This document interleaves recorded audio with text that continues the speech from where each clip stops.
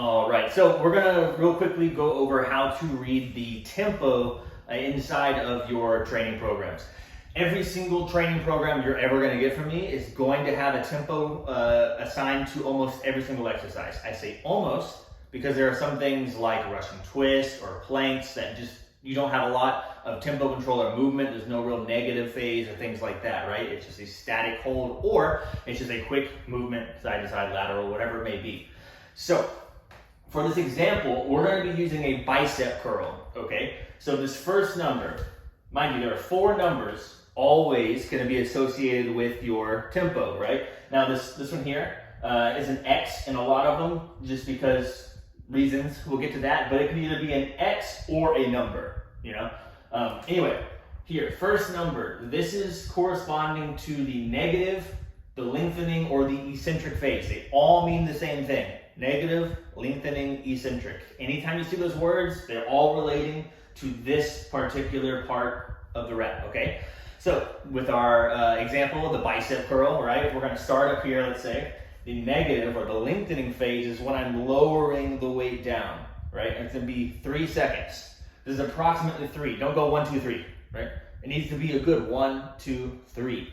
Because the more control we have over the negative phase, the more muscle growth we're going to get over time, okay? We can go to that in a different video, but just kind of keep that in your back pocket. So this first number, again, the negative or the lengthening phase, the lowering in this case of the weight on a bicep curl.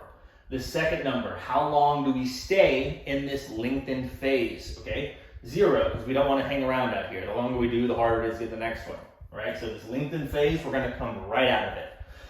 This third number, a lot of times you're gonna see an X. The X simply means to explode. That just means go as quickly as you can, right? You're contracting as fast as possible, right? Don't literally explode, like you shouldn't die from this, but we want to pretend that we're just trying to be as explosive as possible, okay? So this X or number in the third series here is the contraction phase, sticking with the bicep curl. We're going to have 3 seconds down on the negative. We're going to stay there for 0 seconds, and then we're going to contract as hard as we can. We're exploding, X, exploding, all the way up as hard as we can. Now this last 4th number is how long we're going to hold this contraction. We always want to have some kind of squeeze. We never want to just go up and down like this, right? We want to be controlled as possible. Hold that flex for a full 1 Mississippi, at least. I prefer to get at least 2 seconds in, right? But 1 is our minimum. There will always be at least 1 here because we always want to hold the flexed state or contracted state for 1 full second at a minimum. Okay, if you're not doing that, we're just moving a weight, right? We're not actually doing much. So let's go over this again really quick, start to finish. The first number, the negative, lengthening, or eccentric phase, okay? Bicep curl.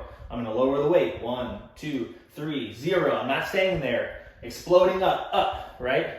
And then I'm gonna hold for 1 second and then repeat. 1, 2, 3, up. 1, 2, 3, up. 1, 2, 3, up. Look at that bicep. That's what we want, okay? Yes. That's how to read the tempo.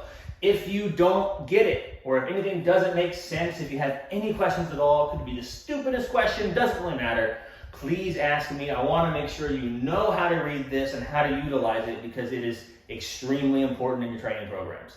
We are always going to have a tempo control when we can.